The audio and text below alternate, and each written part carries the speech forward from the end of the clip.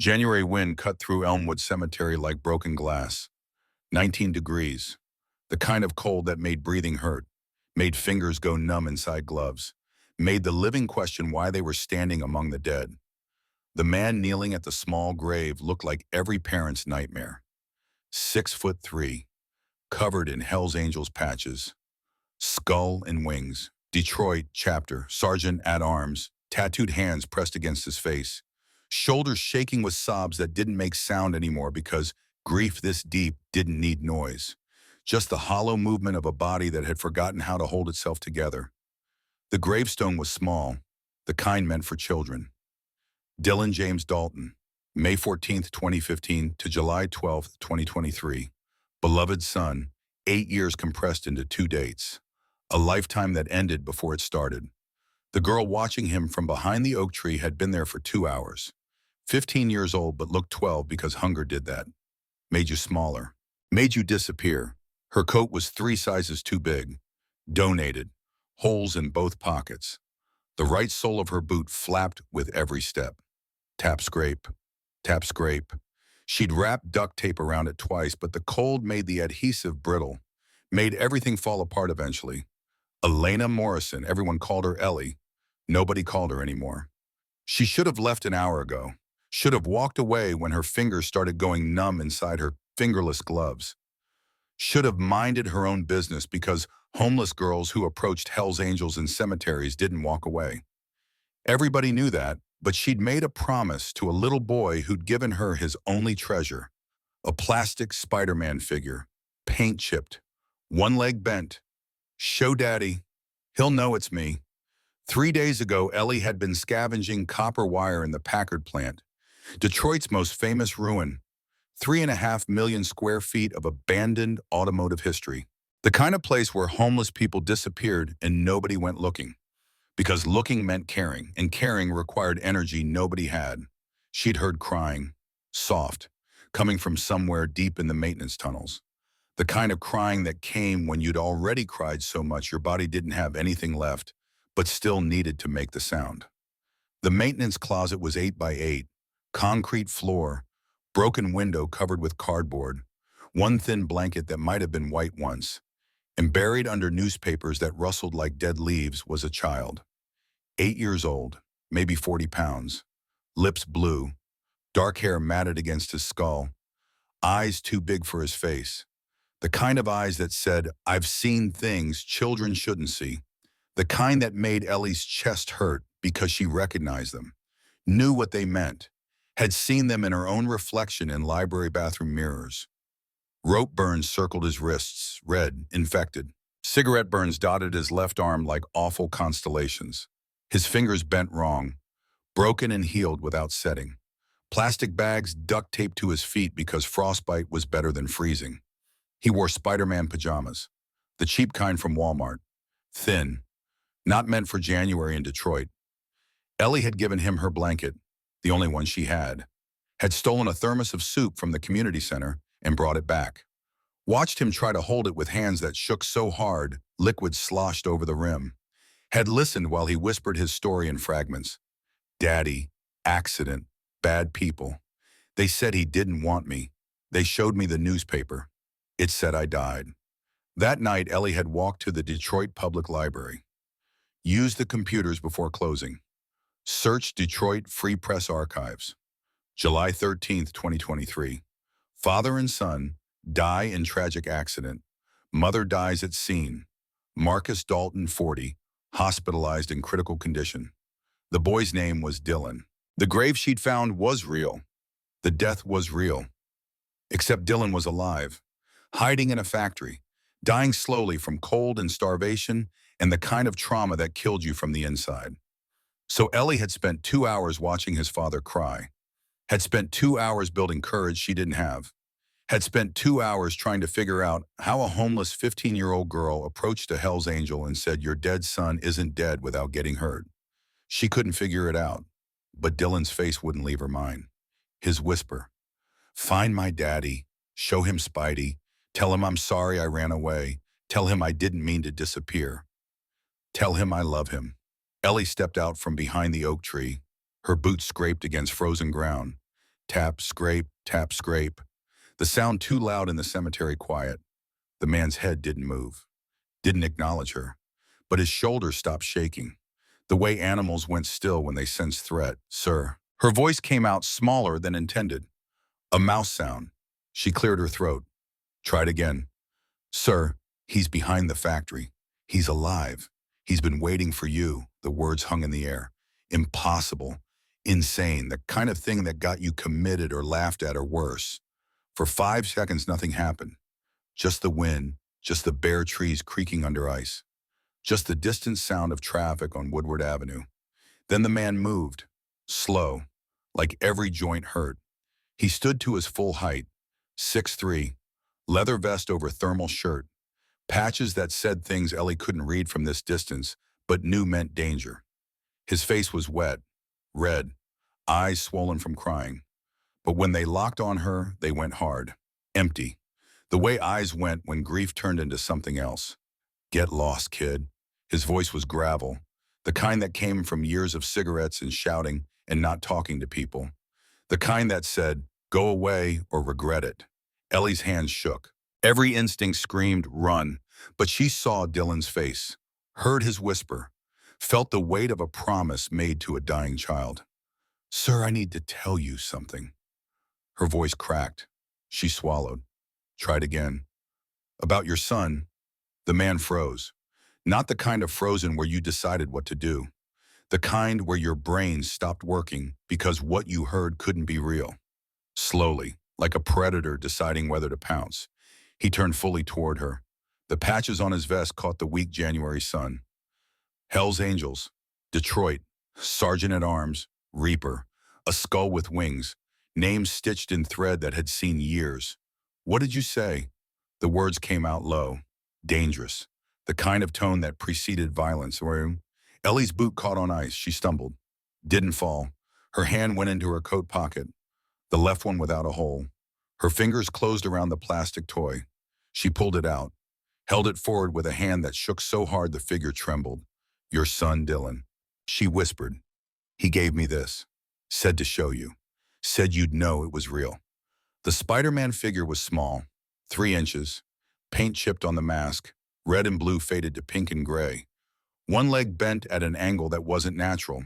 The kind of toy that got played with until it broke. The kind that got loved until it couldn't be loved anymore, but you kept it anyway because throwing it away meant forgetting. The man stared at the toy. His face went white, actually white, like blood drained from skin in an instant. His massive hand, scarred knuckles, faded tattoos between fingers that said things in languages Ellie didn't know. Reached out, stopped halfway, trembling. Where did you get that? His voice wasn't dangerous anymore. It was broken. The way voices broke when hope tried to exist in places that had buried it 6 months ago. Behind the Packard plant. The words tumbled out now. Urgent, desperate. There's a broken window that leads to a maintenance tunnel. There's a little boy there. He's 8 years old. He's been hiding for 2 weeks. He's sick and freezing, and he won't leave because he thinks you don't want him anymore. The man stumbled backward. His hand found a stone bench near the grave. He sat hard, like his legs had given out, like the world had just tilted sideways and gravity stopped making sense. The Spider-Man figure fell from Ellie's hand into his palm. He held it like it might shatter, like it was made of glass instead of plastic, like it was the most important thing in the world. This isn't possible. But even as he said it, Ellie saw something in his eyes. Not just disbelief, recognition, horror, hope. The terrible kind of hope that hurt worse than grief because grief was certain and hope was dangerous. He has rope burns on his wrists, Ellie continued, her voice stronger now because this was working. He was listening. Cigarette burns on his arm. His fingers are broken. They healed wrong. He's so skinny I can see his ribs through 3 layers of clothes. The man's breathing changed, sharp, shallow. His free hand came up to his face, covering his mouth, like he might be sick. He sleeps in Spider-Man pajamas. He has a birthmark on his neck shaped like Michigan. He knows your address, 847 Maple Street. He knows your phone number. Ellie recited all 10 digits, the ones Dylan had whispered over and over like a prayer. Like if he said them enough times, they'd summon his father through sheer force of will. He calls for you in his sleep. Daddy, I'm cold. Daddy, find me. He thinks you don't want him because the bad people showed him a newspaper that said he died. Dylan. The word broke coming out of the man's mouth, shattered into syllables that didn't connect. His shoulders started shaking again, but this time not from grief, from something else. Something that looked like a man drowning and breaking surface at the same time. That's Dylan, every detail. The birthmark, the way he memorizes things, the phone number. But Dylan is dead. We buried him. I saw the photos. I held his funeral. His voice fractured completely, became something that wasn't words anymore. Just sound. Just the noise of a father who'd lost his son, learning that loss might have been a lie. He told me about the accident, Ellie said. 6 months ago, right? He said the ambulance man gave him a shot and everything went dark. When he woke up, he was in a basement with other kids. They told him you didn't want him, that you moved on. They hurt him when he wouldn't stop asking for you. The man was shaking now. This massive biker shaking like wind could blow him over. Like bones weren't enough to hold the weight of what he was hearing. He escaped on New Year's Day. Ellie whispered, but he's too scared to go to police because they said they'd kill you if he told anyone. So he's been hiding, eating rats to survive, coughing so hard I think his ribs are broken. He's dying, sir. He's dying waiting for you to find him. For 5 seconds, nothing moved. The man sat on the bench, the toy Spider-Man clutched in his fist, tears streaming down his face. The wind picked up, sent snow devils swirling across cemetery grounds, made the bare branches click together like bones. Then he surged to his feet, grabbed Ellie by both shoulders. She flinched, expected pain, but he was gentle despite the urgency. His eyes locked on hers, desperate. Where exactly? Where? Packard Plant, East Side, Building 3. Ellie's voice came out steady now. She'd practiced this, rehearsed it during the 2-hour walk here. There's a steam tunnel entrance with a broken fence. Follow the tunnel to the maintenance level. Turn left at the junction, third door. It's blocked with debris, but there's a gap at the bottom. He's in the maintenance closet behind that door. The man released her, pulled out a phone with hands that shook so badly he almost dropped it. Dialed. Put it to his ear. King. His voice was command now, urgent but controlled.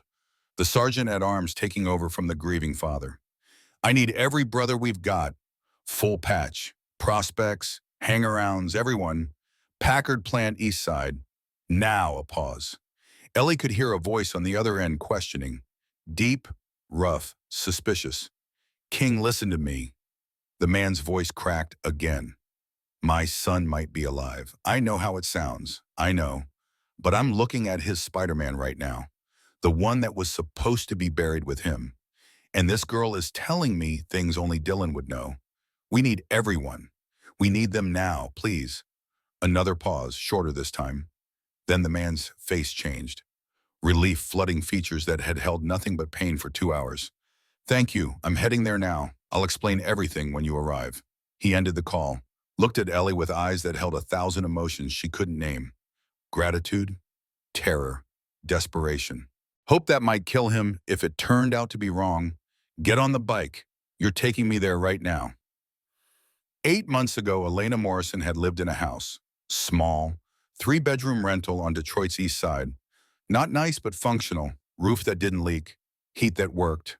Rooms that held furniture and memories and the normal life of a single mother and her daughter trying to make it work. Diane Morrison had been a housekeeper at the Westin downtown. 40 hours a week, $11.50 an hour. Not enough, but close. They'd been 1 month behind on rent. Not 2, not 3, just 1. The kind of behind you could recover from if nothing went wrong. Everything went wrong. The eviction notice came on a Tuesday. Red paper taped to the door. Bright. Impossible to miss. $2,400 in arrears. 7 days to pay or vacate. Ellie had come home from school. 14 then. Freshman year. Good grades. 3 friends. Normal life. The kind where your biggest worry was geometry homework and whether Jake Collins noticed you existed. She'd seen the notice. Felt her stomach drop. Walked inside and found her mother at the kitchen table, head in hands, shoulders shaking, bills spread out like accusation. Math that didn't work no matter how many times you tried to make it add up. Mom. One word, all Ellie could manage, because what else was there? Diane had looked up, 38 years old but looking 50 in that moment. Exhaustion written in lines that hadn't been there last year. Defeat in eyes that had always told Ellie everything would be okay. We have to leave, baby. I'm sorry. I tried. I worked overtime. I cut everything I could cut. It wasn't enough. 3 days later, their belongings sat on the curb, furniture claimed by landlord for damages they didn't cause.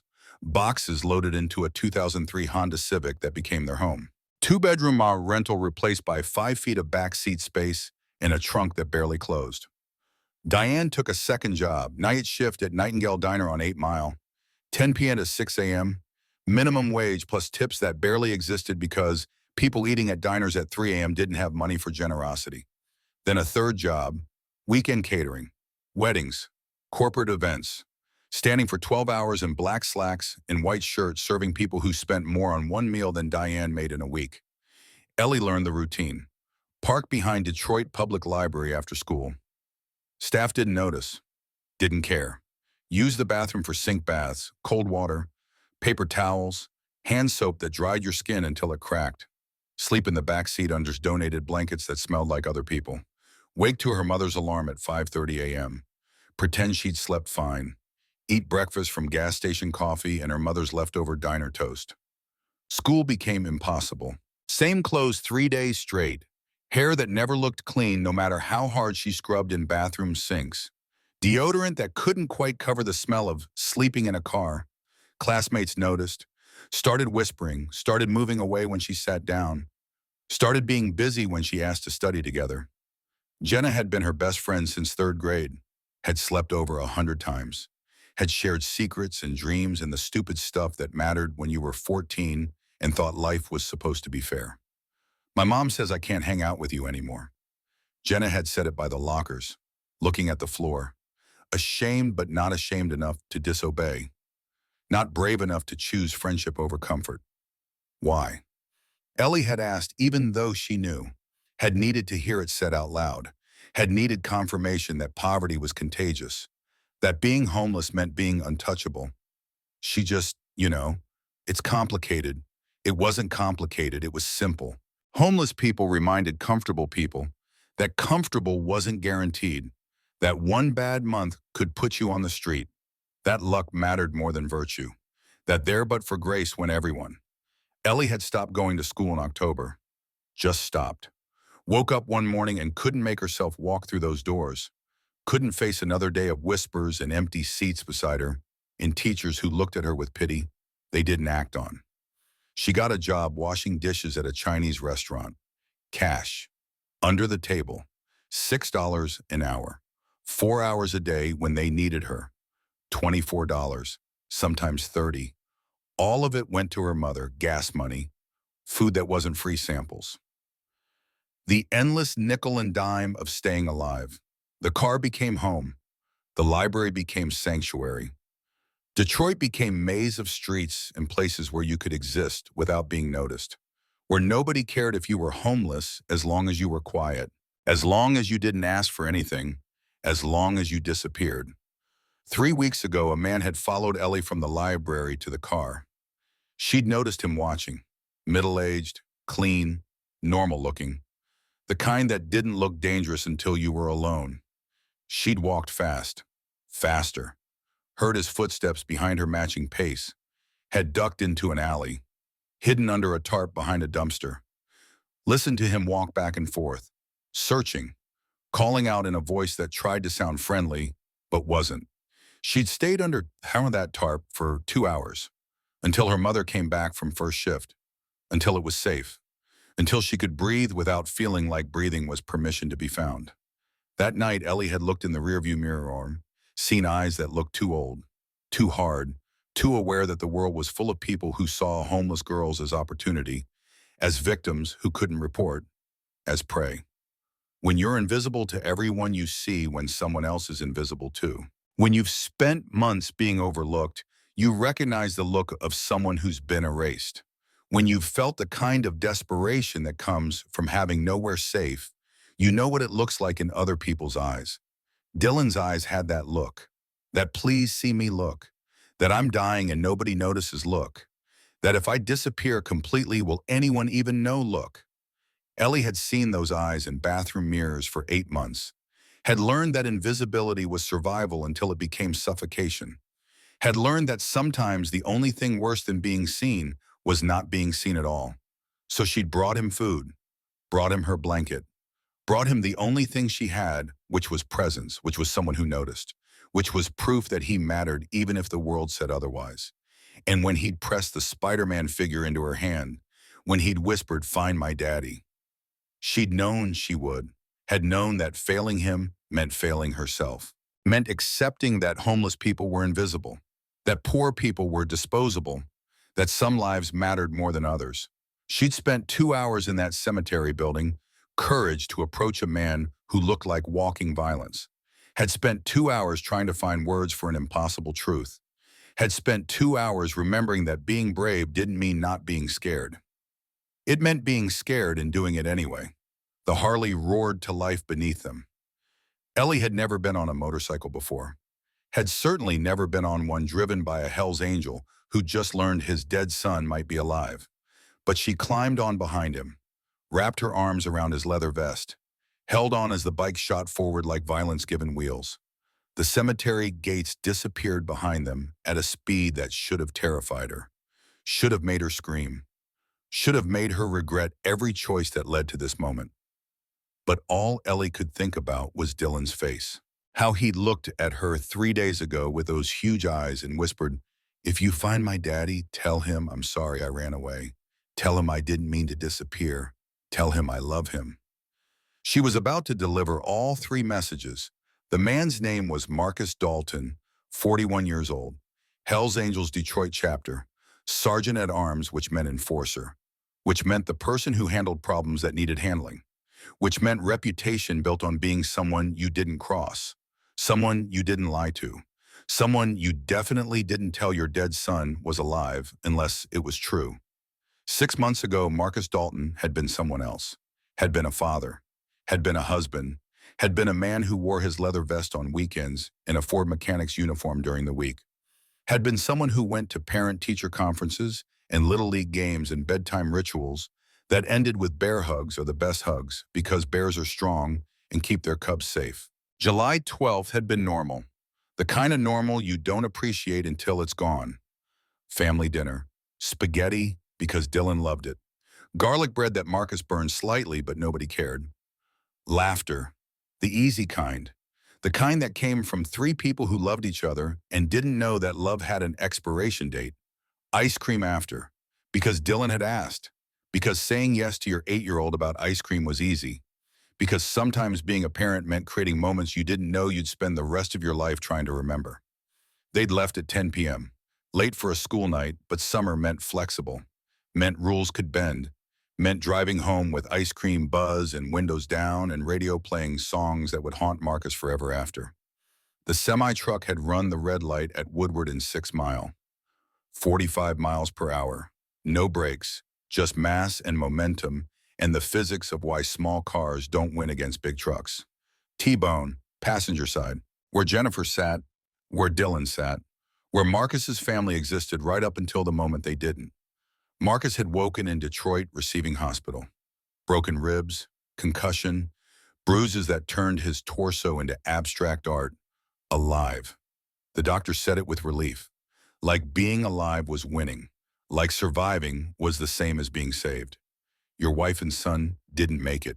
I'm sorry. The impact was severe. They didn't suffer. The words had been professional, kind. The way doctors delivered news they gave too often. The way humans communicated horror in soft tones that were supposed to cushion, that were supposed to make unbearable things bearable. They didn't.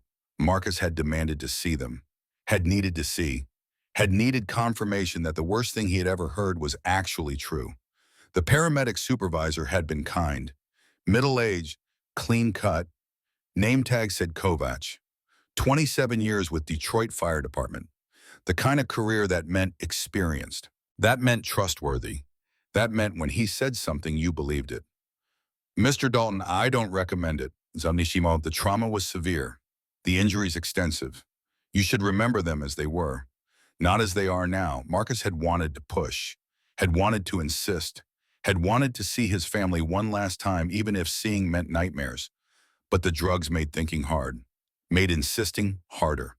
And Kovac had been so certain, so professional, so absolutely sure that viewing the bodies would be worse than not viewing them. Marcus had signed the papers, had authorized closed casket, had made the decision he'd spend the next 6 months regretting. The one that would wake him at 3 a.m. wondering if he'd made the right choice. If seeing would have been worse than not seeing. If confirmation would have been better than questions that had no answers. The funeral had been 4 days later. Closed casket, like Kovac recommended. 2 caskets, mother and son. Jennifer had been 39. Dylan had been 8. The math was wrong. The order was wrong. Children weren't supposed to die before parents. Wives weren't supposed to die before husbands. Families weren't supposed to end because someone ran a red light. The Hells Angels had attended. 50 brothers, full patch, standing in formation, paying respects to one of their own, supporting Marcus because that's what brothers did. King had given the eulogy, had said things about Jennifer's kindness and Dylan's joy and how life was fragile and we never knew when our time would come. Marcus had stood there, stared at 2 closed caskets, tried to process that his wife and son were inside, that he'd never talk to them again, never hold them again, never get the chance to say the 1,000 things you don't say because you think you have time. He'd gone home to an empty house, to rooms that still smelled like his family, to Dylan's Spider-Man collection lined up on shelves, to photos on walls showing moments he couldn't return to a life that had ended but somehow he was still in it, still breathing, still existing in a world that didn't make sense anymore. The dreams had started that first week. Dylan calling, "Daddy, I'm cold. Daddy, find me. Daddy, I'm scared." Always the same, always his son's voice, always waking in darkness, reaching for someone who wasn't there. The therapist said it was normal. Grief manifesting as auditory hallucinations, the mind's way of processing loss. It would fade with time. Time healed all wounds. Time made bearable what seemed unbearable now. Time passed. 6 months of it. The dreams didn't stop, didn't fade, got worse, more frequent, more vivid, more real. Dylan's voice clearer each time. "Daddy, I'm not dead. Daddy, they took me. Daddy, please find me." Marcus started visiting the grave daily, started talking to a headstone like it could hear, started leaving things. Dylan's favorite Hot Wheels, a Spider-Man comic. A note that said, "I'm sorry I couldn't protect you. I'm sorry I wasn't enough." The brothers got worried. King pulled him aside. "Brother, you need to move forward. You're stuck. You're living in the past. Dylan's gone. Jennifer's gone. You have to accept it. You have to let go." Marcus had tried, had really tried, but letting go felt like betrayal, felt like saying their lives didn't matter, felt like accepting that love ended when breathing stopped. On January 8th, 6 months to the day after the funeral, Marcus had held a second ceremony, private, just him, a way to force closure, a ritual to tell his brain, this is it, this is the end, you have to accept it now. He'd stood at that grave, said final goodbyes, told Dylan he loved him, told him he'd never forget, told him that Daddy was sorry, so sorry for everything, for not seeing the truck, for not protecting him, for not being enough. A second death certificate had been issued. Medical examiner said it would help. Official closure. Something to mark the end so healing could begin. Marcus had signed it, had filed it, had tried to believe it meant something. It hadn't worked. The dreams continued. The voice persisted. The feeling that something was wrong, that Dylan was calling, that somewhere his son needed him. Everyone said it was grief, trauma, PTSD, the normal abnormal response to loss. It would pass. Keep going to therapy. Keep taking the medication. Keep putting one foot in front of the other. Marcus had kept going to the grave, kept crying at a headstone, kept feeling like his soul had been removed and he was just body, just meat, just someone going through motions of living while being dead inside. Until a 15-year-old homeless girl approached him in a cemetery, until she showed him a Spider-Man figure, until she said 6 words that destroyed and created worlds simultaneously. Your son is alive. The ride to the Packard plant took 7 minutes. 7 minutes of Ellie clinging to Marcus, of winter wind cutting through her inadequate coat like knives, of engine vibration numbing legs that were already frozen, of flying through red lights and weaving between cars like road belonged to them, building 3 rows before them like skeleton, 3.5 million square feet of abandoned automotive history. Broken windows gaped like missing teeth, graffiti covered every surface. Setting sun cast shadows through empty window frames, making the whole structure look like it was burning with darkness. The Harley skidded to a stop near the east fence. Marcus was off before the engine died, but he paused, turned back. "What's your name?" His voice was different now, not gentle but human, like he'd remembered she was person, not just messenger. "Elena Morrison. Everyone calls me Ellie. I'm Marcus." He extended his hand. She shook it. His palm dwarfed hers. "Marcus Dalton. And if you're right about this, I don't have words for what you've done." "He's there," Ellie promised. "I brought him food yesterday. Hot soup in a thermos I stole from the community center." He could barely hold it. His hands were shaking so bad from cold. Marcus's jaw tightened.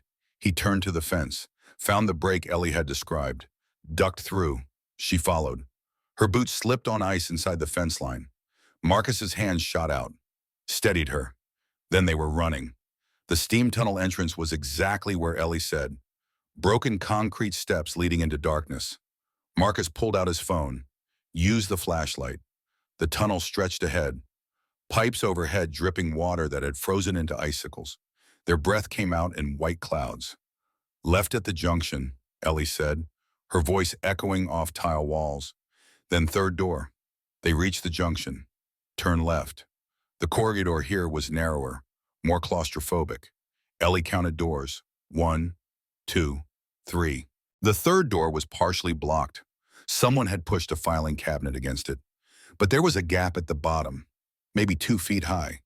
Ellie had squeezed through 3 times. Marcus was significantly larger. "Dylan." Marcus's voice cracked on the name. "Dylan, buddy, it's Daddy. Can you hear me?"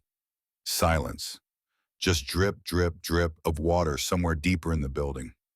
Then, so soft Ellie almost missed it. "Daddy." Marcus made a sound Ellie had never heard a grown man make. Something between bob and gasp. He grabbed the filing cabinet with both hands. Shoved.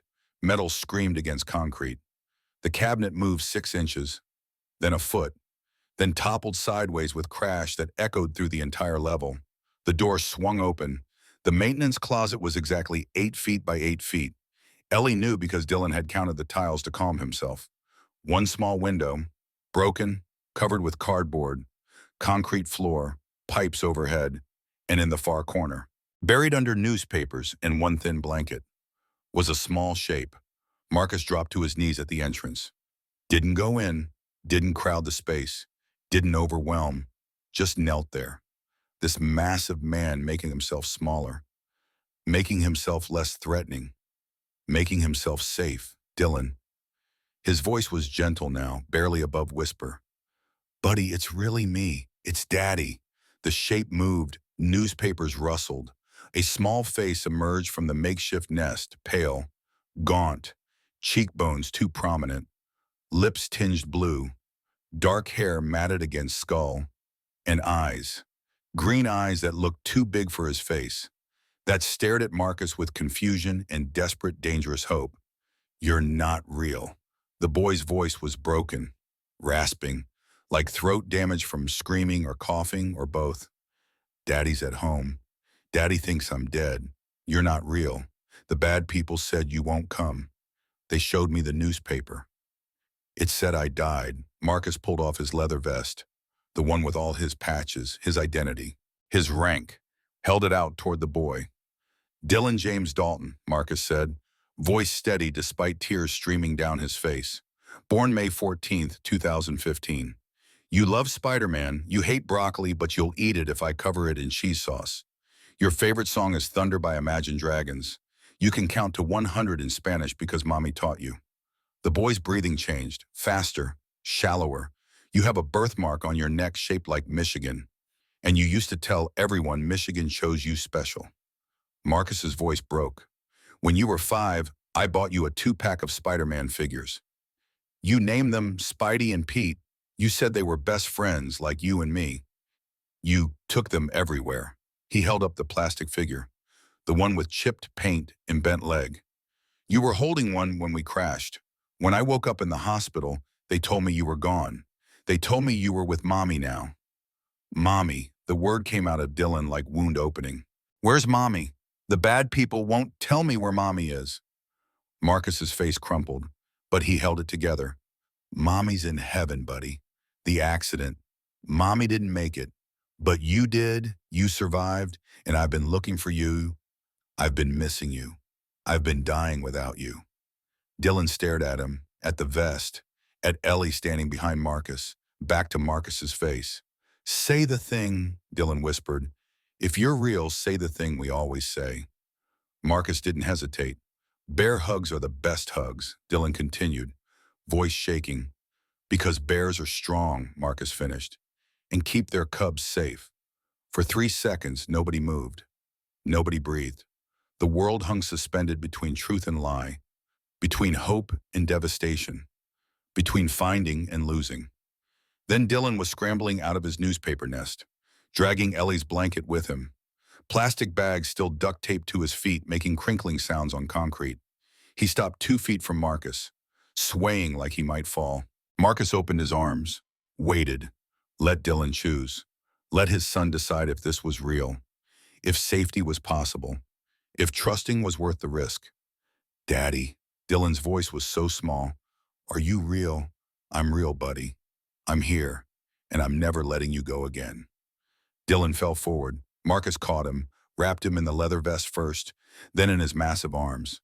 The boy disappeared against his father's chest, his small body racked with sobs that sounded like they'd been locked inside for 6 months, like they'd been waiting for permission to exist, like they'd been building pressure until the only release was breaking completely. Marcus buried his face in his son's matted hair and wept. Not the silent cemetery crying, not the private grief of someone who thought they were alone, but the loud, ugly crying of a man who'd been dead for 6 months and was being resurrected. The sound of impossible hope becoming real. The sound of a father holding his child and learning that miracles sometimes happen to people who'd stopped believing in them. Ellie stood in the doorway, watching, her own eyes burned. She'd done it. She'd actually done it. Had taken an impossible truth and made someone believe. Had saved a life when saving lives was supposed to be for people with houses and money and power. Behind them, from somewhere above ground, came the sound of motorcycles. Not 1 or 2, dozens, the rumble growing louder, closer, filling the air like approaching thunder. The brothers were arriving.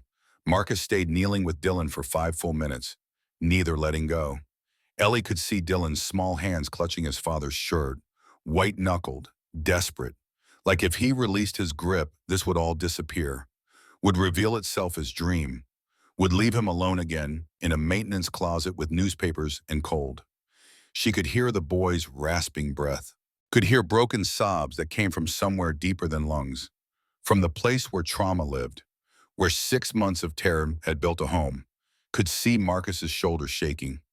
This massive man, sergeant at arms, Hell's Angel, someone whose reputation was built on being hard, on being someone you didn't cross, reduced to trembling by an 8-year-old who weighed maybe 40 pounds and was dying slowly in an abandoned factory. Above them, the sound of motorcycles cut off one by one.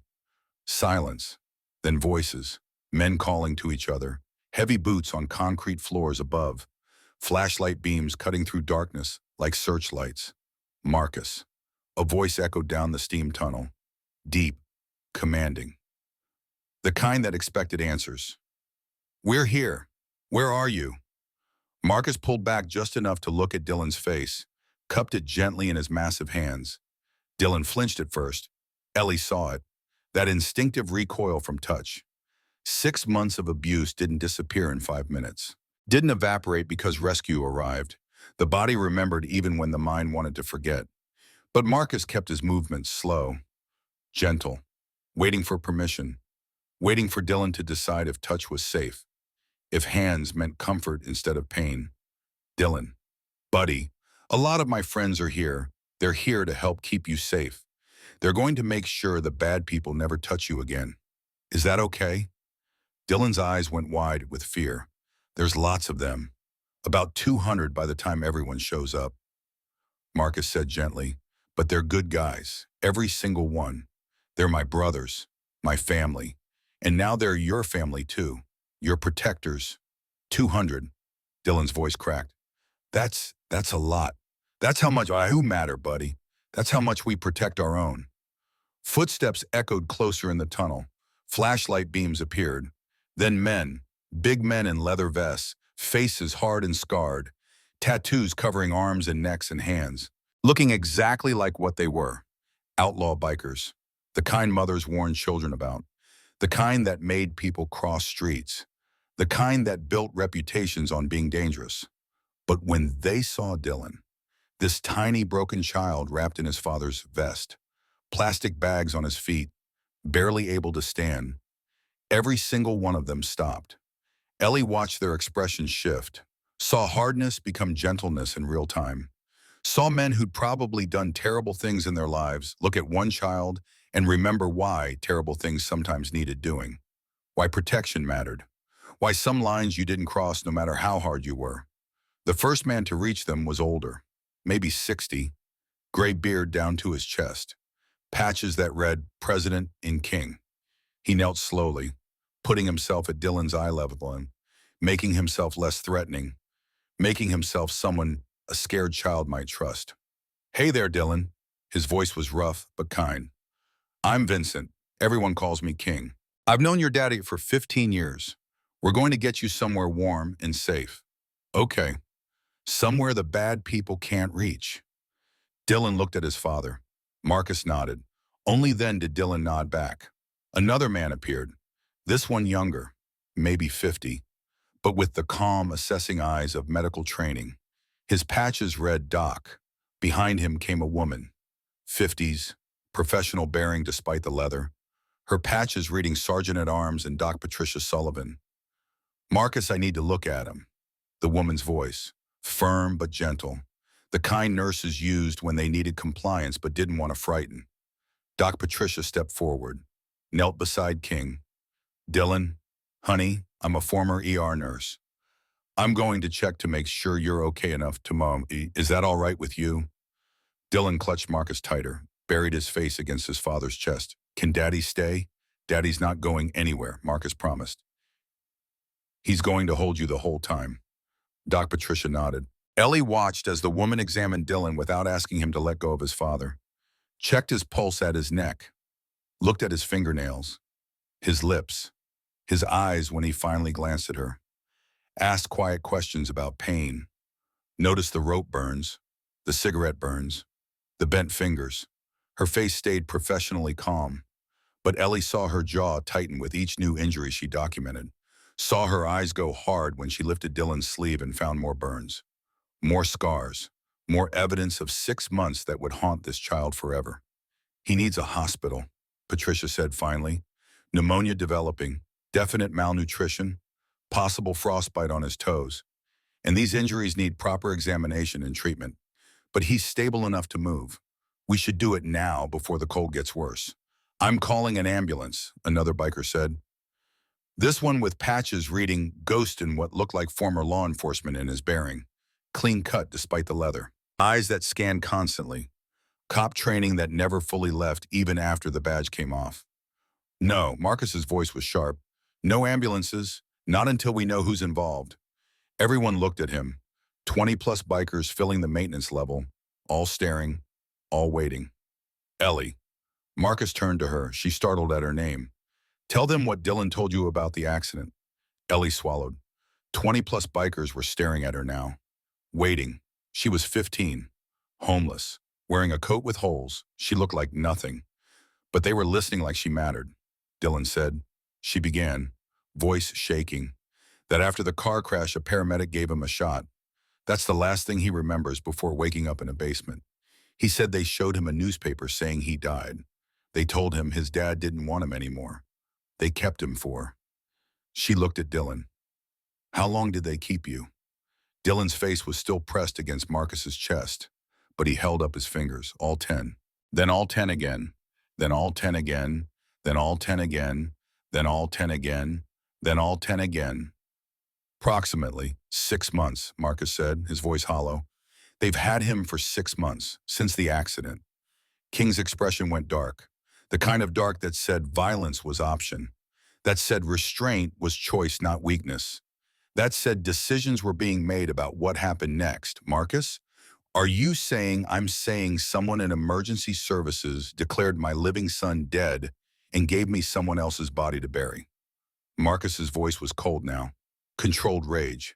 I'm saying there's a trafficking network operating in this city using official channels. And I'm saying we're going to find every single person involved and make sure they never see daylight again. Go step forward, former cop bearing evidence now. I used to be Detroit PD. If what you're saying is true, we need to be smart about this. Evidence. Documentation. We need everything airtight before we bring this to authorities we can trust. Then we document everything. King said.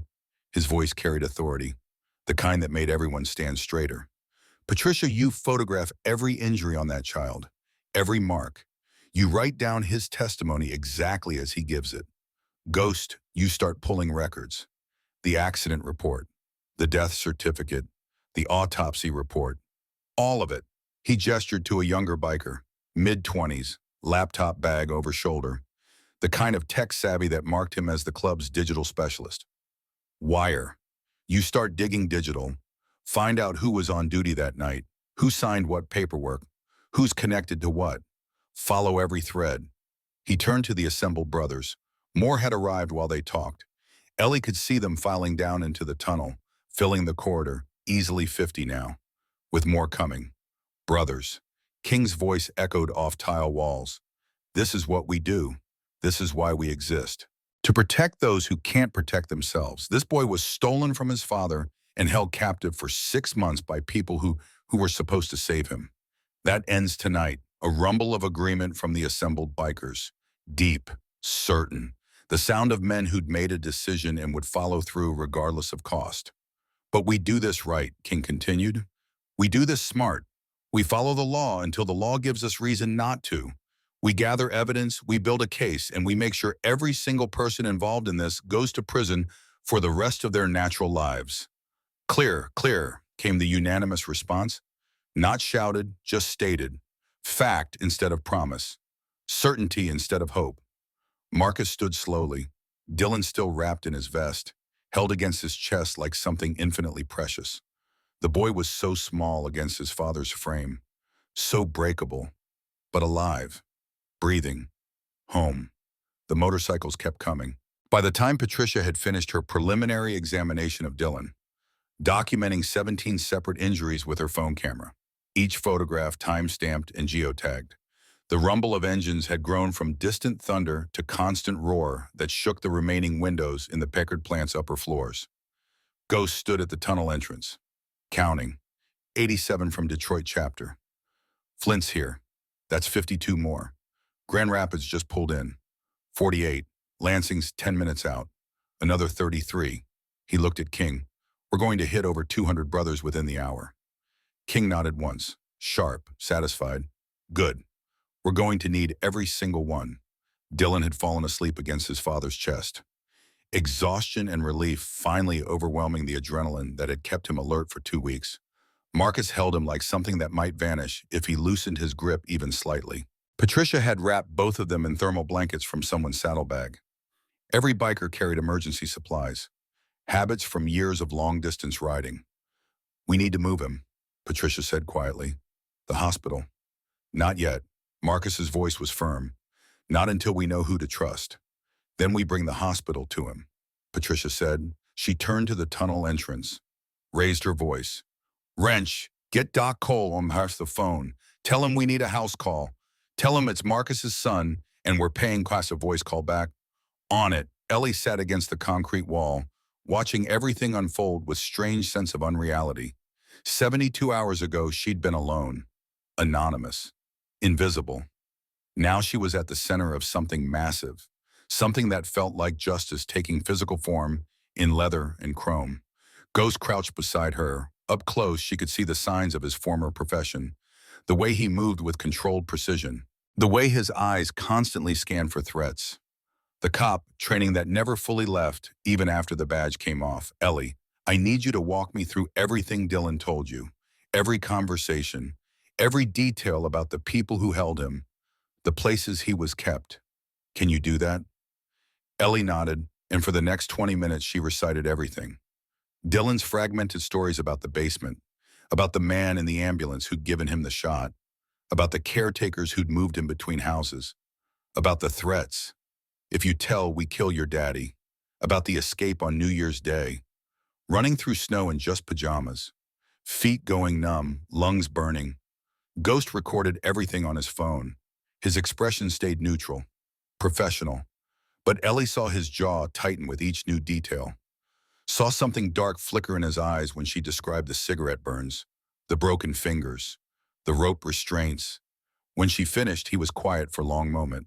The paramedic supervisor who responded to that accident, Ghost said finally. His name is Anthony Kovach, 27 years with Detroit Fire Department. Multiple commendations. Respected, trusted. He paused. And if what Dylan is saying is true, he's been using that trust to traffic children for over a decade. Can you prove it? King asked from across the small space. We're going to. Ghost stood. But we need to be smart.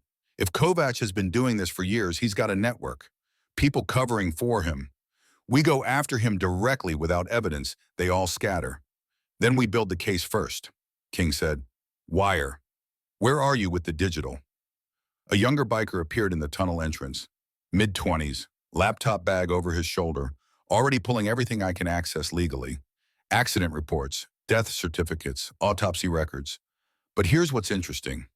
He opened his laptop, screen glow illuminating his face in the dim tunnel. The accident report from July 12th lists Anthony Kovach as first responder.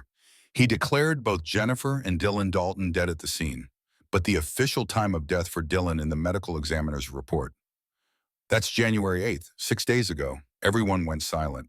Why would there be two death dates for the same child? Patricia asked. Marcus spoke up, his voice hollow. Because I wouldn't let go. For 6 months I kept having dreams where Dylan was calling to me, saying he was cold, asking me to find him. My therapist said it was grief. The club said it was guilt, but I couldn't shake it. He looked down at his sleeping son. So on January 8th, I held a second funeral, a final goodbye ceremony, to force myself to accept that he was gone. His voice broke. Someone created a second death certificate dated January 8th to match my second funeral, to make it look real, to keep me from asking questions. Jesus Christ. Ghost breathed. They were monitoring you. Knew you were struggling to accept his death. So they manufactured proof to help you move on. Wire's fingers flew across his keyboard. I'm looking at the medical examiner who signed both death certificates. Dr. Gerald Pierce. He's been with Wayne County Medical Examiner's office for 19 years. Solid record. He paused, scrolling. But he's got a pattern. Statistical anomaly. Higher rate of closed casket recommended cases than any other ME in the department. How much higher? King asked. 38% above average over the past 12 years. The number hung in the air like poison. 12 years, Marcus said quietly. How many children in 12 years? Wire kept typing, kept pulling data that shouldn't be accessible, but was when you knew how to look. When you had skills that blurred lines between legal and not. When protecting children mattered more than respecting firewalls. I'm cross-referencing closed casket child death cases with single-parent families, low-income families, cases where there might be fewer people asking questions. His face went pale. Conservatively, could be anywhere from 25 to 40 children. The silence in that tunnel was absolute. Even the sound of motorcycles above had faded as engines cut off. Brothers dismounting, waiting for orders, waiting to learn what they'd been called to do. King's voice when he spoke was colder than Ellie had ever heard a human voice go. We're not just taking down one corrupt paramedic. We're dismantling an entire trafficking network that's been operating under official cover for over a decade. We need witnesses, Ghost said. People who saw something and didn't speak up. People who suspected but stayed quiet. We need them on record. I know someone, Patricia said quietly. Linda Callahan, she's an ER nurse at Detroit Receiving, was on duty the night of Marcus's accident. She mentioned to me months ago that something felt off that night. That Kovac kept insisting they couldn't let Marcus see the body. Said it was too traumatic. She said she should have pushed back. Bring her in, King ordered. Anyone else? Robert Hayes, another voice called from the tunnel. Social worker. He handled Dylan's case. Or should have. I saw him at a bar last week. Drunk, talking about how the system failed some kid, how paperwork got shuffled and a child fell through the cracks. Get him too. And Thomas Kane, another biker added, retired firefighter. Worked with Kovac for 15 years. He's been saying for years that something about Kovac's saves didn't add up, that the numbers were too good.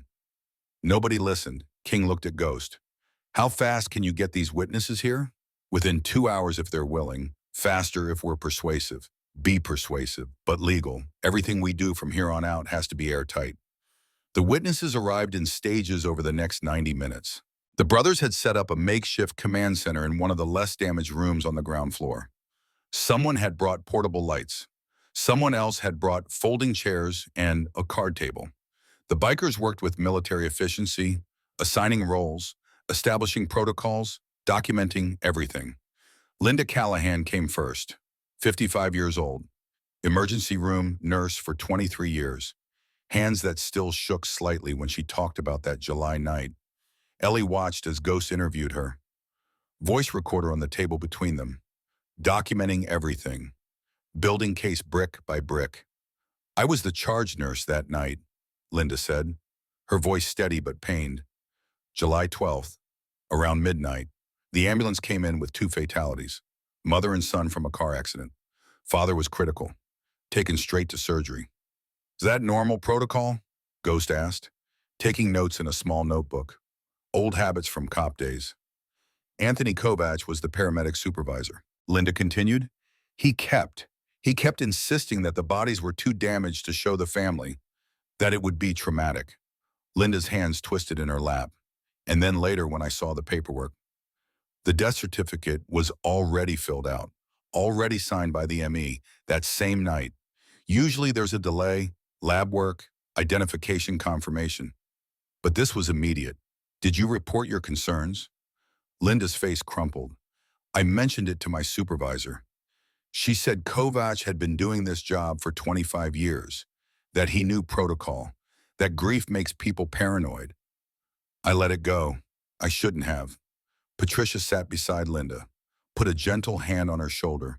You're pushing now, that matters. Robert Hayes arrived next, 34 years old, social worker with Child Protective Services, eyes red-rimmed like he hadn't slept in days, like guilt had been keeping him awake, like knowing you could have done something and didn't was worse than not knowing at all. I got the case notification, he said, voice flat, July 15th, 3 days after the accident. Child deceased, mother deceased, father hospitalized. I was supposed to do a welfare check, make sure the father had support systems in place. He rubbed his face. When I pulled the file, there was already a closure notice, signed by my supervisor, Rachel Winters. Case marked family deceased. No action needed. That's irregular, King asked. He'd been listening to all the interviews, building picture in his mind of how deep this went. How many people were involved? It's procedure, Hayes said. Deceased child cases get closed. But, he paused. I'd gotten 3 other case closures from Winters that year. All children, we marked deceased or moved out of jurisdiction, all closed before I could do any follow-up. What did you do? When I brought it up, she said I was being paranoid, that I was looking for problems where there weren't any. She recommended I take a stress leave. Did you? For 2 weeks. When I came back, she'd reassigned all my pending cases. Said I was overwhelmed, needed a lighter load. I accepted it. He looked at the table. at his hands, at anything except the people watching him. I shouldn't have. Ghost pulled up a file on Wire's laptop. Rachel Winters, CPS supervisor, 48 years old, 15 years with the department. He scrolled. She bought a $650,000 house in Birmingham 3 years ago, on a salary of $58,000 per year. Hayes's face went white. Jesus, she's part of it. She's part of it, Ghost confirmed. Thomas Kane was the last to arrive, 61 years old, retired firefighter, gray hair and a gut that spoke of too many years sitting idle after retirement. He looked at Marcus with open anguish, the kind that came from knowing you'd missed something, that your inaction had consequences, that children suffered because you didn't push hard enough. I worked with Kovacs for 15 years, Thomas said. He looked at Marcus, at Dylan sleeping in his father's arms. I ate dinner with your family once. You came to the station with Dylan, wanted to show him the fire trucks. He was maybe 5 years old, kept asking if he could slide down the pole. His voice broke.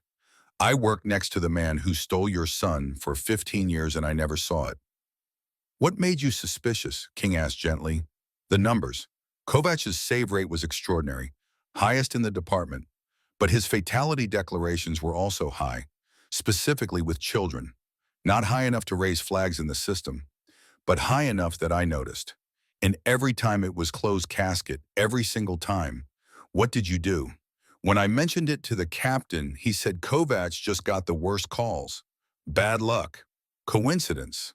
Thomas looked down at his hands that had held fire hoses and rescued people, and signed off on reports that in hindsight looked suspicious. That in hindsight screamed pay attention. That in hindsight might have saved lives if someone had been brave enough to keep asking questions. I stopped asking.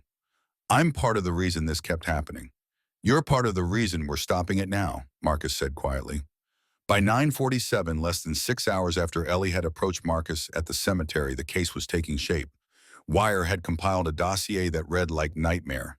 Anthony Kovacs, first responder, trafficker, network coordinator, 27 years Detroit Fire Department. Estimated 28 to 35 children trafficked over 12 years. Current whereabouts off duty. Home address known, Dr. Gerald Pierce. Medical examiner. Falsified records. $340,000 gambling debt verified through cross-referenced casino records. 38% higher closed casket rate than departmental average. Death certificates signed within hours instead of standard 24 to 48-hour time frame. Rachel Winters, CPS supervisor. Blocked investigations. $650,000 home on $58,000 salary. Mortgage records pulled. Pattern of premature case closures matching Kovacs' fatality declarations. 47 cases closed without standard welfare checks over 8-year period. Officer Derek Strand, Detroit PD, evidence tampering. 3 excessive force complaints all dismissed. Partner to accident reports filed by Kovacs. Lost evidence in 12 cases over 6 years. We need to take this to the FBI, Ghost said. This is federal, trafficking, conspiracy, corruption at multiple levels.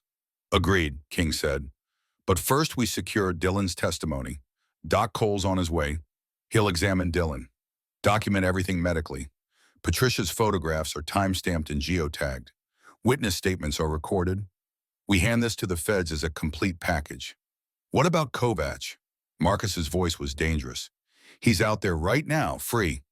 While my son, he won't be free for long. King promised. Wire looked up from his laptop. I've been monitoring police scanners. APB just went out. Federal warrant. FBI is already moving. How? Ellie asked. The first word she'd spoken in an hour. Ghost smiled grimly. Because I used to be Detroit PD, I still know who's clean. Made a call to an old friend who made it to the FBI. Sent her everything we compiled. She moved fast. The room went quiet. Waiting. Then Wire's police scanner crackled to life. Unit 17. Suspect in custody. 2847 Riverside Drive. Anthony Kovacs detained without incident. Without incident. That was key phrase. No violence. No chase. Justice moving with quiet efficiency. Where was he? King asked. Wire pulled up the location. Listened to scanner chatter. His expression shifted to something like disgust. His house. He was in his garage working on his truck. They said he looked confused when they showed up, asked what this was about. Like he had no idea. Like trafficking children for 12 years was just normal.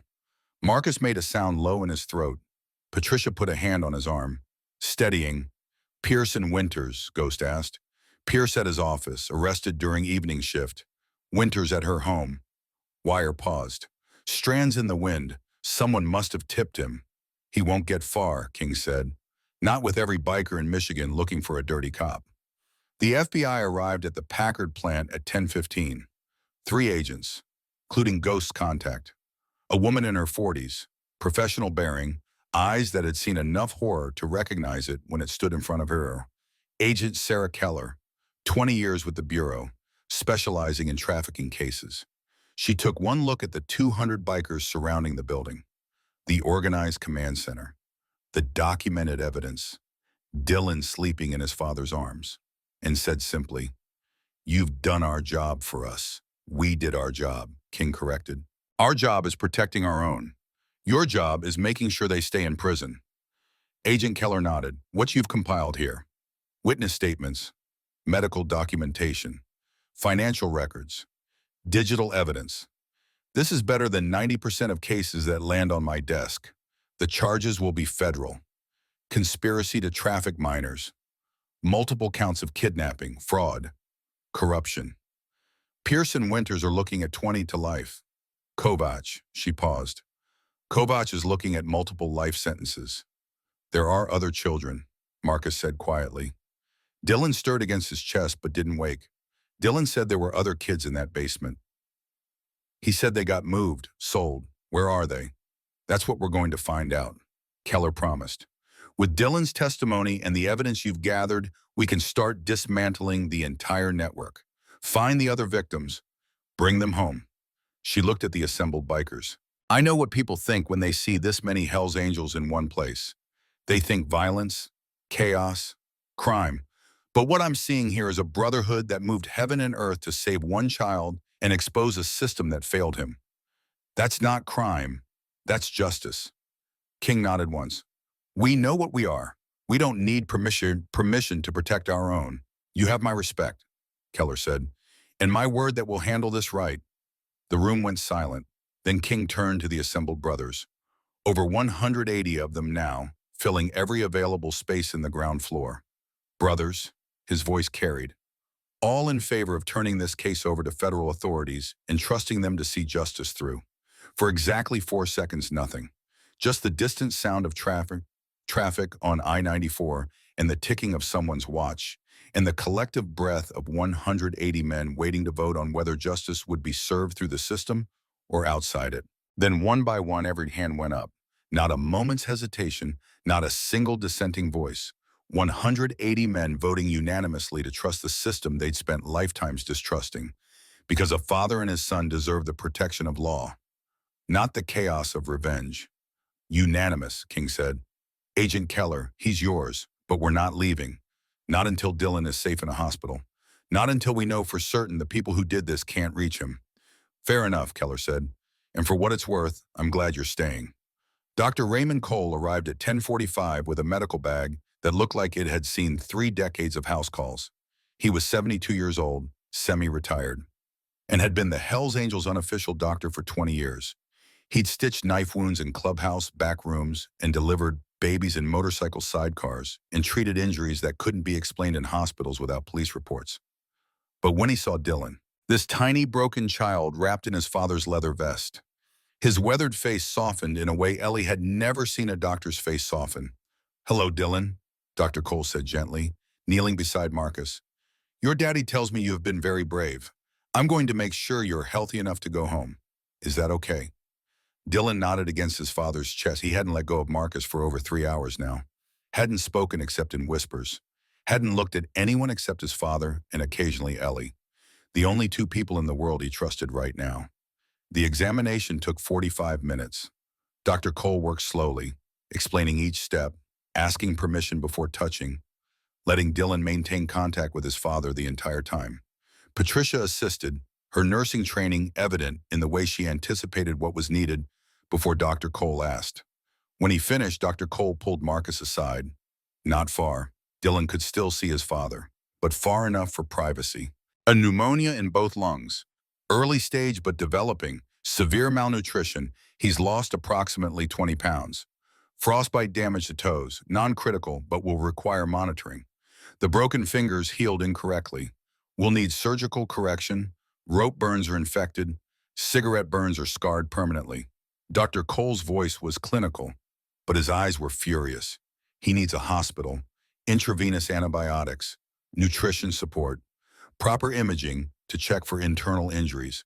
I can stabilize him here, but he needs more than I can provide.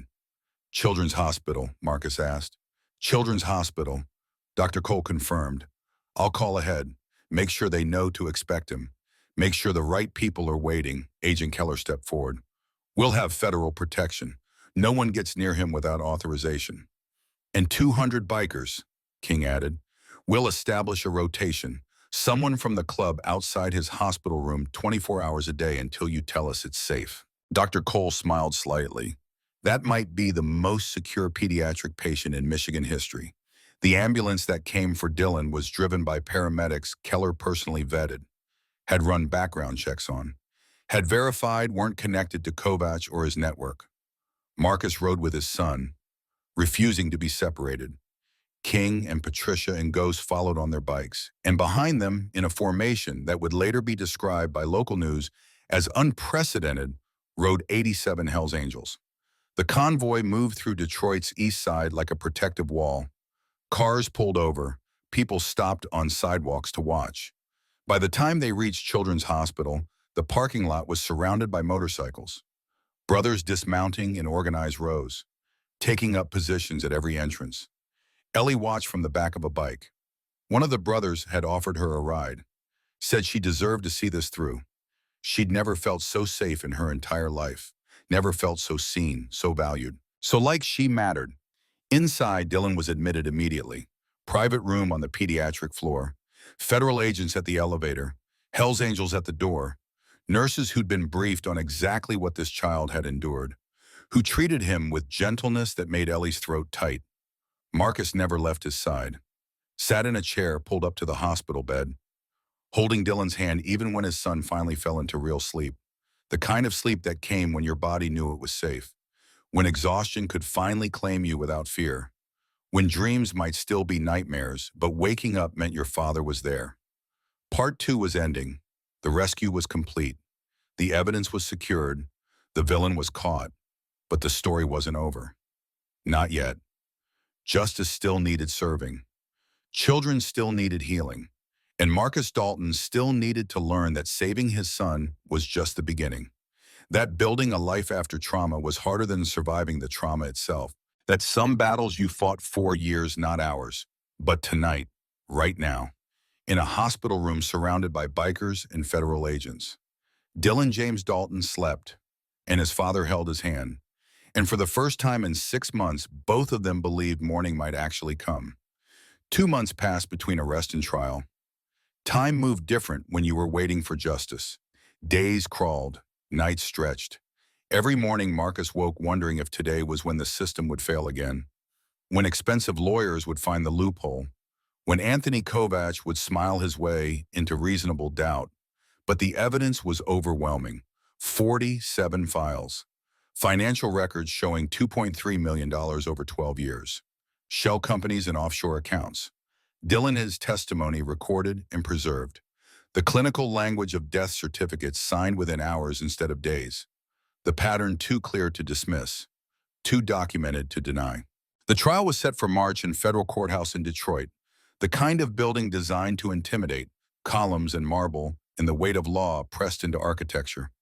Marcus had never been comfortable in courtrooms, had spent too many years on the wrong side of things that looked like justice, had built a life that existed in spaces where badges didn't reach and questions didn't get asked. But he showed up, every day, sitting in the back row, wearing his leather vest because he wouldn't pretend to be something he wasn't. The Hells Angels patch drawing, looks from bailiffs and whispers from spectators. but nobody asking him to leave because he had every right to witness, had earned that right by being the father who never stopped believing his son was calling. King sat beside him most days, whisper some mornings, ghost when he could, a rotation of brothers, making sure Marcus didn't sit alone. Making sure the man who'd stopped being broken had backup when memory got too heavy to carry solo. Dylan stayed home, too young for courtroom, too fragile for reliving trauma in front of strangers. He was recovering at Marcus's house, the one that had been empty for 6 months, that had smelled like absence and grief, that was slowly becoming home again as small feet ran through hallways and Spider-Man figures lined up on shelves and laughter echoed in rooms that had forgotten what joy sounded like. The prosecution was led by Assistant U.S. Attorney Janet Cross, 43 years old, sharp features, eyes that had seen enough child victims to fuel rage that burned cold instead of hot. The kind of prosecutor who built cases like walls, brick by brick, fact by fact, until there was no gap for lies to slip through. Defense was exactly what you'd expect. Expensive suits, practiced sympathy, the argument that procedures hadn't been followed, that evidence was tainted, that recordings could be questionable, that files were just paperwork, and paperwork wasn't proof of intent, that correlation wasn't causation. That reasonable doubt existed in the spaces between certainty, but paper was all they had. Because when you documented 12 years of trafficking, you left evidence that couldn't be explained away, couldn't be dismissed as coincidence, couldn't be reduced to honest mistakes made by dedicated public servants. The trial started on a Monday when March snow fell light outside and the courtroom was packed with victims' families, with reporters, with people who needed to see that sometimes monsters got caught, that sometimes the system worked, that sometimes justice was more than word people used to feel better about unfairness. Anthony Kovach sat at the defense table looking exactly like a man who believed his reputation would save him. Clean suit, calm expression, the performance continuing even as the walls closed in, even as evidence piled up like accusation, even as witnesses lined up to dismantle the careful image he'd built over 27 years. Judge Catherine Morrison presided, 62 years old, 25 years on the bench, face that gave nothing away but eyes that said she'd seen every variety of evil and wasn't impressed by new packages. That said monsters came in all forms. That said the well-dressed ones were often worse because they knew how to hide. Opening statements laid foundation. Prosecution methodical. Building the pattern. The scope. The sheer calculated cruelty of a man who'd turned children into commodities, who'd used trust as weapon, who'd made parents bury empty caskets while selling their children to highest bidders. Defense tried sympathy, talked about a dedicated paramedic overwhelmed by circumstances, about tragic accidents that happened despite everyone's best efforts, about how rushing to judgment destroyed innocent lives and undermined public servants who dedicated careers to saving people. Then evidence started. Ghost testified first, walking the jury through the filing cabinets found in Kovach's home. The 47 names, the clinical documentation of children processed like inventory, photos displayed on screens, each file a story, each story ending wrong, each name a life interrupted, stolen, ended. The jury's faces changed as days progressed, shock becoming horror, becoming rage held in check by procedure, by the requirement that justice be dispassionate, that verdicts be based on evidence, not emotion, that feelings didn't matter, only facts. Financial experts testified, following money through shell companies, through offshore accounts, through the architecture of organized crime that made trafficking look like business, that made horror look like spreadsheets, that reduced children to line items and profit margins. Medical examiners testified, reviewing cases among Kovach's documented victims. 14 deaths initially ruled accidental showed patterns when examined together. Hypothermia cases with unexplained restraint marks. Drownings with bruising, inconsistent with water accidents. The kind of details overlooked when cases were reviewed individually, but together they formed picture. Systematic, deliberate, murder disguised as tragedy. But the hardest testimony came from the survivors. Linda Callahan took the stand on day 4, walked to the witness box with her back straight, with the posture of someone who'd seen trauma and decided that wasn't going to break her. That carrying guilt was penance, but speaking truth was redemption. Ms. Callahan, can you tell the jury what happened the night of July 12th? Janet Cross approached gentle, knowing that witnesses who felt attacked shut down.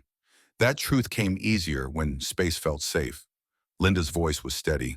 Practiced from years of dealing with crisis. From years of staying calm when everything around you screamed panic. I was the charge nurse at Detroit Receiving. Anthony Kovacs brought in 2 fatalities, mother and son from car accident. He kept insisting the bodies were too damaged to show family. That viewing would be traumatic. He filled out death certificates immediately, had them signed by the ME that same night. Usually there's delay, 24 to 48 hours, lab work, identification confirmation. But this was immediate. Did you report your concerns? I mentioned it to my supervisor. She said Kovacs was experienced, that he knew protocol, that I was being paranoid. Linda looked at the jury, her eyes meeting theirs directly. I let it go. I shouldn't have. If I'd pushed harder, maybe Marcus Dalton would have seen that the body in that casket wasn't his son. Maybe Dylan would have been found sooner. Maybe other children would have been saved. Defense cross-examined. Tried to poke holes. Suggested Linda was misremembering. That protocols varied. That rushing death certificates in obvious fatality cases was standard practice to ease family burden. That hindsight was creating suspicion where none existed at the time. Linda didn't flinch. I'm an ER nurse for 23 years. I know standard protocol, and I know when something feels wrong. That night felt wrong. Kovacs' insistence felt wrong. The speed felt wrong. I ignored my instincts because challenging a respected paramedic seemed harder than staying quiet. She looked directly at Kovacs. I won't stay quiet now. Robert Hayes testified next, voice shaking at first, then steadying, describing the investigation he should have done, the case closure that came too fast, the supervisor who shut down questions, the stress leave that was really silencing. Thomas Kane testified about 15 years of noticing patterns, of mentioning concerns, of being told he was seeing problems that didn't exist, of accepting that explanation because questioning was uncomfortable, and uncomfortable was easier to avoid than confront. Then came Dylan. The judge had ruled his testimony could be given via video link, closed circuit, protecting him from having to face Kovacs directly while still allowing the jury to hear his voice, to see his face, to witness what 8 years old looked like after 6 months in basements and houses where children were inventory. The monitor flickered on. Dylan sat in a room designed to be unthreatening, stuffed animals in the corner, soft lighting, child-sized furniture, an advocate beside him, a woman trained in trauma, who knew how to ask questions without re-traumatizing, who understood that children's testimony required patience and gentleness and acknowledgement that every word cost something. Janet Cross's voice came through the speaker, gentle, almost maternal. Dylan, can you tell us what happened after the accident? Dylan's voice was small but clear. He'd grown in 2 months, had gained back 15 of the 20 pounds he'd lost, had color in his cheeks, had hands that didn't shake constantly, had begun looking like child instead of ghost. The ambulance man gave me a shot, said it would help with the pain. Everything went dark. When I woke up, I was in a basement with other kids. Can you describe the basement? Concrete, no windows, cold. There were 6 of us. They said we didn't have families anymore, that our parents didn't want us. They showed me a newspaper. It said I died. It had my name and everything. What did you think when you saw that? Dylan's face crumpled slightly. He looked at the advocate. She nodded, encouraging, reminding him he was safe. That telling truth couldn't hurt him now. I thought Daddy forgot about me. I thought maybe I was bad and he didn't want me anymore. The lady said that's why the newspaper said I died. Because Daddy wanted everyone to think I was gone. Did you believe her? Dylan shook his head. Not all the way. Because Daddy wouldn't forget me. We had bear hugs. We had our thing, but they kept saying it. And they hurt me when I asked about him, so I tried to believe it. Tried to make it hurt less. His small hand went to his arm, where cigarette burns had scarred, where skin had learned that asking questions had consequences, that love wasn't protection, that being 8 years old meant being powerless. The courtroom was silent, the kind of silence that came when people heard innocence describe corruption, when children explained adult cruelty in words that shouldn't exist in 8-year-old vocabularies. How did you escape? On New Year's Day, the man who watched us got drunk, fell asleep. I took the keys from his pocket, unlocked the door, ran. Were you scared? Dylan nodded, then remembered he needed words for the record. Yes, but I was more scared of staying, more scared they'd sell me like they talked about, more scared I'd never see Daddy again. Where did you go? To the Packard plant. We went there once on a field trip. I remembered it had places to hide. I found a closet, buried myself in newspapers, tried to stay warm, tried to stay alive until someone found me. His voice got smaller. I thought Daddy would feel me calling. Thought he'd know I needed him.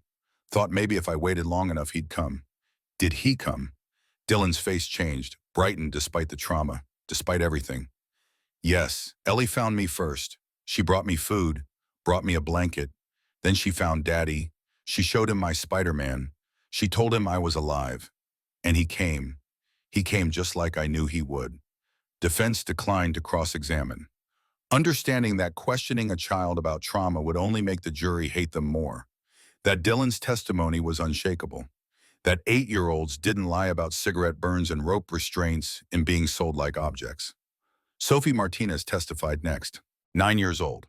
Had been in the system 8 months before being sold to a family in Ohio who thought they were adopting through legitimate channels, who had no idea the adoption agency was front for trafficking ring, who'd loved her and cared for her and been devastated to learn she'd been stolen.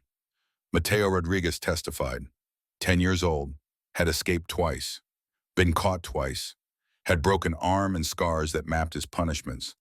That showed what happened when children refused to cooperate, when they insisted they had families, when they believed rescue was possible. 4 more children testified, each one adding weight, each one making clear that this wasn't isolated incident, wasn't series of unfortunate accidents, was systematic trafficking operation that used official channels and public trust and people's faith in first responders to steal children from families and sell them to buyers who didn't ask enough questions. On day 7, Dylan's recorded statement from the factory was played, his voice rasping, describing 6 months in fragments, the houses he was moved between, the caretakers who treated children like livestock, the threats, the punishments, the slow understanding that no one was coming, that rescue was fantasy, that dying in a factory maintenance closet might be freedom compared to being sold. When it ended, the courtroom stayed silent for full 30 seconds. Jurors crying, spectators crying. Even the bailiffs had wet eyes. Because hearing 8-year-old describe torture in matter-of-fact voice was worse than hearing adults describe it. Because children shouldn't know words like trafficking and commodity and restraint. Because innocents died in basements, and some deaths left scars on everyone who witnessed them. Defense tried to argue the recording's admissibility, that it was taken under duress, that Dylan had been traumatized and scared, and his testimony couldn't be considered reliable, that children's memories were notoriously unreliable, especially under stress. Judge Morrison shut that down fast.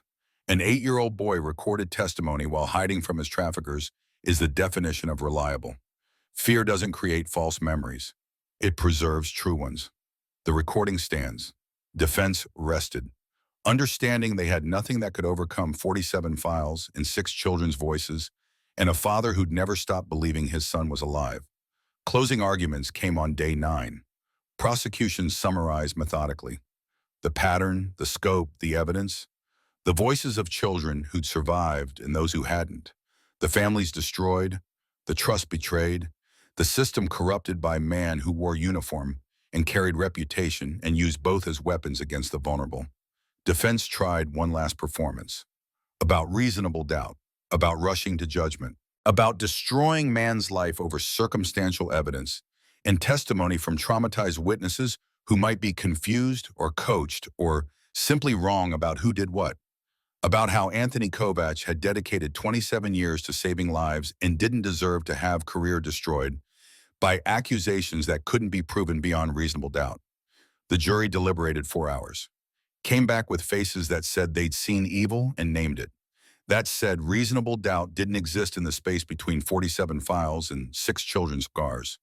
That said, sometimes the evidence was so overwhelming that verdict was formality, not question. Foreman stood, read the verdict on count 1. Trafficking of a minor. How do you find? Guilty. Count 2 through 47. Same question, same answer. Guilty, guilty, guilty. 47 times. Each one a child, each one a life, each one justice delayed but finally delivered. Additional counts, conspiracy, fraud, money laundering, kidnapping, attempted murder of witnesses. Guilty, all of it. Every charge, every count. The complete destruction of Anthony Kovach's defense. The absolute rejection of his performance. The unanimous decision that reputation meant nothing when weighed against evidence. Kovach sat motionless.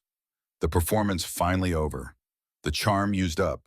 The reality that some crimes were too documented to escape settling over him like ash. Judge Morrison set sentencing for 2 weeks later. Gave victim impact statements time to be prepared. Gave families time to decide what they wanted to say to the man who'd taken their children. Time to compress grief into words that would never be adequate, but needed to be spoken anyway. Marcus sat in the back row through all of it, silent, holding Dylan's photo, the one from before, when his son was 5 and smiled like the world was safe and fathers were protection, feeling the weight of 6 months compress into moments, into guilty verdicts read in steady succession, into proof that sometimes the system worked if enough people forced it to. When the courtroom emptied, he stayed, just sitting, processing, trying to feel something like closure and finding only the hollow sense of battles won too late to matter for the ones already lost. The children who hadn't escaped, who hadn't survived, who didn't get to testify because death was permanent and justice for the dead was always too late. But Dylan was alive. That mattered, had to matter, was the difference between tragedy and miracle, between ending and beginning, between forever broken and maybe someday healed. Sentencing came on a Friday when March was releasing its grip and first hints of spring showed in melting ice and longer daylight, and the sense that winter didn't last forever even when it felt eternal.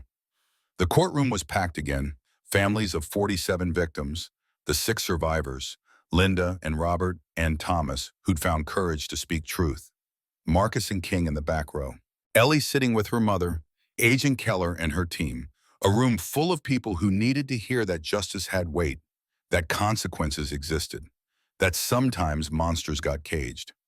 Judge Morrison entered. Everyone stood. The ritual of respect for law's authority playing out in synchronized movement. Victim impact statements came first. Parents of children who died reading letters. Voices breaking, tears falling. Each one a small piece of grief trying to fit into words that would never be enough. That would never capture what it meant to lose a child, to bury an empty casket, to spend years wondering if you'd missed something, if you could have prevented this, if love was enough to protect. Thomas Garrett's mother spoke. Her son had been 9 when he enrolled in Kovach's wilderness program 8 years ago. Never came home. Ruled an accidental fall in Canyon. She'd written 200 letters to agencies demanding investigation. Had been told she was in denial. That accidents happened. That questioning dedicated public servants helped no one. My Tommy loved rocks. Her voice shook but held. Collected them. Wanted to be geologist. Mr. Kovach took that future. Erased it. For insurance money and program fees and whatever he got paid for selling my son to people who saw children as purchases. She looked directly at Kovach. You will never say you're sorry. Never admit what you did. But I want you to know. Tommy mattered. Every child you took mattered. And the world knows now what you are. 12 families spoke, each one adding weight, each one making clear that the numbers on charges were lives, were futures, were families destroyed by systematic cruelty dressed up as public service. Then Marcus walked to the podium. He hadn't planned to speak, hadn't prepared statement, but something in him needed this, needed to face the man who'd stolen 6 months, who'd made him bury empty casket, who'd let him think his son was dead while selling him to traffickers. 6 months ago, you looked me in the eye. Marcus's voice was quiet, but it carried, filled the courtroom with weight of controlled fury. You said my son was dead. You said viewing the body would be traumatic. You made me sign papers authorizing closed casket. You made me bury someone else's child while you kept mine alive to sell. Kovac stared forward. No response. No acknowledgement. Still performing. Still believing that silence was strength. That admitting nothing meant guilt couldn't stick. I want you to know, Marcus continued. Dylan's alive. He's 8 years old. He's learning to trust again. Learning that not all adults are predators. Learning that rescue is real. Learning that his father never stopped looking. Never stopped believing. Never stopped loving him even when everyone said he was gone. Marcus's hands gripped the podium. You will never see him. You will never touch another child. You will die in prison knowing you failed. Knowing that one father didn't believe your lies. Knowing that one homeless girl was brave enough to speak truth. Knowing that 200 bikers mobilized to protect one child and expose everything you built. He stepped back, done. Having said what needed saying, having looked the monster in the eye and not flinched, having proven that survival meant more than breathing, meant choosing to stand, meant refusing to let evil win even when winning looked impossible. Judge Morrison waited until Marcus returned to his seat. Then she looked at Kovac. Stand, please. Kovac stood, his lawyers beside him. The performance over, but the appearance still maintained. As if posture could change what came next. As if standing straight meant dignity. As if anything mattered now except consequences. Judge Morrison's voice was formal. Carrying the weight of 25 years making these decisions. 25 years learning that some people couldn't be saved, couldn't be rehabilitated, could only be removed from society before they did more damage. Anthony Kovac, you have been found guilty of 47 counts of trafficking minors, 3 counts of attempted murder, multiple counts of conspiracy fraud and money laundering. The evidence presented was overwhelming, the pattern clear, the damage incalculable. She paused. Let the silence build. Let the weight settle.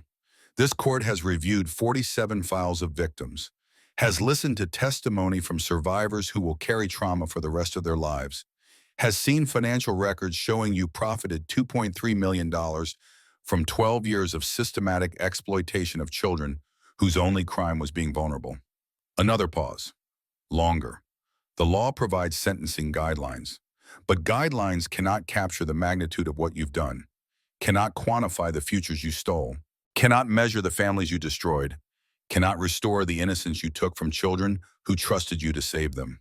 She looked at the courtroom, at the faces watching, at the families waiting, at Marcus holding Dylan's photo like talisman. Therefore, on the trafficking charges, life imprisonment without possibility of parole, to run consecutively. 47 life sentences, 1 for each victim. The courtroom erupted. Gasps, tears, the sound of justice landing with weight people could feel, with certainty people could hold, with finality people needed. Judge Morrison continued over the noise. On the attempted murder charges, 25 years each, to run consecutively to the life sentences. On conspiracy and fraud charges, additional 300 years, to run consecutively. She leaned forward, made sure Kovac was looking at her, made sure he understood. Mr. Kovac, you will die in prison. You will never walk free. You will never harm another child. That is the only certainty I can provide to the families whose lives you destroyed. She looked at the bailiffs, removed the defendant. They led Kovac away. No more smiles, no more performance. Just a man in handcuffs being taken to cage he would never leave, to walls that would contain him until death, to consequence that couldn't be appealed or reduced or escaped. Marcus watched him go, felt something release in his chest. Not closure, not healing, just the knowledge that one predator was stopped, that Dylan's trauma finally had justice attached, that 47 names were finally answered. Co-conspirators were sentenced next. Dr. Gerald Pierce got 25 years. Rachel Winters got 18. Officer Derek Strand, caught fleeing to Canada, got 15+ permanent revocation of badge. Each sentence another brick and wall, another piece of network dismantled, another person who'd enabled horror facing consequence. Outside the courthouse, reporters clustered. cameras ready, questions prepared. But King handled it with statement written by people who understood public relations, who knew that image mattered, that Hell's Angels helping didn't fit narrative and narrative needed adjusting. We witnessed justice served. We stood watch while the system did its job. That's all. The families deserve privacy. The children deserve peace. And Anthony Kovach deserves exactly what he got. The cameras captured the leather vests, the Hell's Angels patches, the visual of men's society feared standing as witnesses to justice for children. The story would run, would make headlines, would complicate narratives about who protected and who threatened. But that was later. That was tomorrow's problem. Today was about walking away from courthouse, knowing one monster was caged, knowing 47 names had been spoken, knowing 6 children were alive because people had refused to look away. The day after sentencing, King found Ellie in the hospital cafeteria. She'd been coming every day since the rescue, sitting with Dylan sometimes, talking to Marcus, others, just being present because presence mattered, because being seen mattered, because family meant showing up. Kid, we need to talk about you. King slid into the chair across from her, his presence making other people glance over, then look away, making space around them despite the crowded cafeteria. Ellie tensed. I should go. I don't want to be in the way. You're not in the way. You're family now. You saved one of ours. That makes you one of ours. He paused. Marcus told me about your situation. You and your mother living in a car, her working 3 jobs. You dropped out of school to help her. Ellie said nothing, just held her coffee cup. The free refill she'd been nursing for 2 hours because leaving meant cold, and cold meant facing realities she'd been avoiding while sitting in warm cafeteria pretending she belonged. Here's what's going to happen, King continued. The club has a fund, Brotherhood Emergency Fund, for members' families in crisis. We're extending it to you. First month's rent plus security deposit on a 2-bedroom apartment. I've already got 3 places lined up for your mother to look at. All East Side, near bus lines, safe neighborhoods. We can't, Ellie started, her voice breaking on the word. Because accepting help meant admitting need, meant vulnerability, meant owing something she couldn't repay. You can, you will. King's voice was firm but kind. Your mother's working 3 jobs and can't get ahead because the system's rigged against people like her. We're unrigging it, 1 month breathing room. That's all. After that, she keeps working. You go back to school, and you both get the chance you deserved all along. Why? Ellie's eyes burned. Why would dangerous men help homeless girl? Why would bikers care? Why would anyone look at her and see value instead of burden? Because that's what we do, King said simply. We protect our own. And you, Ellie Morrison, are ours now. You proved that when you stopped in a cemetery instead of walking away. When you risked approaching someone who scared you to save someone who needed you. When you chose brave over safe. He pulled out keys, set them on the table. Apartment's yours. Address is on the tag. First month paid. After that, your mom handles it. But you get 1 month to breathe, to sleep in a bed, to wake up warm, to remember what stable feels like. Ellie stared at the keys, at possibility, at future that had seemed impossible yesterday and was sitting on cafeteria table today. One more thing, King said. You're coming back to school.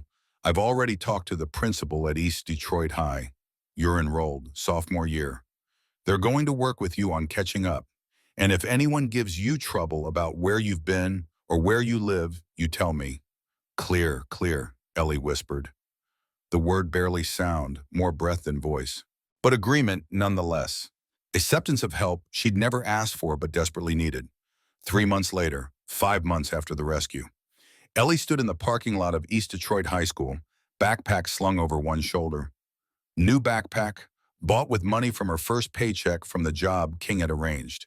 Answering phones at the motorcycle garage. Filing paperwork. Learning that work could be stable. That paychecks could be regular. That future could be more than survival. Her mother had taken the apartment, 2 bedrooms on 3rd floor of renovated building. Rent controlled, bus stop right outside. She'd quit 2 of her 3 jobs, started taking night classes for her GED, smiled more, slept more, looked like person instead of ghost. Looked like someone who might believe good things were possible instead of someone just enduring until next bad thing arrived. Ellie had re-enrolled in February, been behind but catching up fast, had always been smart. Hunger and homelessness hadn't changed that, just delayed it, pushed potential into corner where it waited, where it survived on hope that someday circumstances would change. She'd made honor roll her first semester back. The principal had called her mother. Her mother had cried, happy tears, proud tears, the kind that said maybe struggle wasn't forever. Maybe hitting bottom meant only direction was up. Today was different, though. Today was the day Dylan came to visit. The Harley pulled up at exactly 3:15. Marcus was punctual about pickups now. Never wanted Dylan waiting. Never wanted his son to wonder if he was coming. Never wanted doubt to have space to exist. Dylan hopped off the back, removed his helmet. Proper helmet now, child-sized, Spider-Man design, custom painted by one of the brothers who'd spent 20 years doing motorcycle art. He ran toward Ellie with energy of healthy 8-year-old, had gained back all 20 pounds plus 5 more, had surgically corrected fingers that worked perfectly now, had scars that remained but were fading, were becoming part of his story instead of the whole story. Ellie, Dylan crashed into her with a hug that nearly knocked her over. Guess what? I'm starting a little league. Dad signed me up. He's going to be assistant coach. Ellie laughed. That's amazing, Dylan. And I got all A's on my report card. And my therapist says I'm doing really good. And Dad says maybe we can get a dog. Maybe. His excitement was infectious, was proof that trauma didn't have to define you, that healing was possible, that children were resilient when given support and safety, and adults who kept promises. Marcus approached more slowly, hands in pockets, wearing jeans and t-shirt instead of vest. He saved the leather for club business now, kept it separate from dad business, had learned to compartmentalize, had learned that being father was different than being sergeant at arms. That roles required different versions of himself, and that was okay. That being complicated wasn't same as being broken. How's school? He asked Ellie. Good, really good. Your mom, starting her second semester of GED classes. She thinks she might try for community college after. Social work, maybe? Marcus nodded slowly. The world could use more people like your mom. People who keep fighting even when the system's designed to make them fail. They stood there for a moment, the three of them, in high school parking lot on Tuesday afternoon in June, sunlight warm on their faces, birds singing in trees that lined athletic fields, sound of students laughing as they headed to after-school activities. Normal, safe, alive. Hey, Ellie, Dylan tugged her sleeve. Can you come to my first game? It's Saturday at 10. Dad says you can ride with us. I'll be there, Ellie promised. Wouldn't miss it. 9 months after the rescue. October when leaves were turning, and air held promise of winter, but hadn't delivered yet. Dylan James Dalton stood on small stage in the Hells Angels Detroit clubhouse, microphone in hand, looking out at 200 bikers and their families gathered for annual Brotherhood barbecue. He wore his Little League uniform.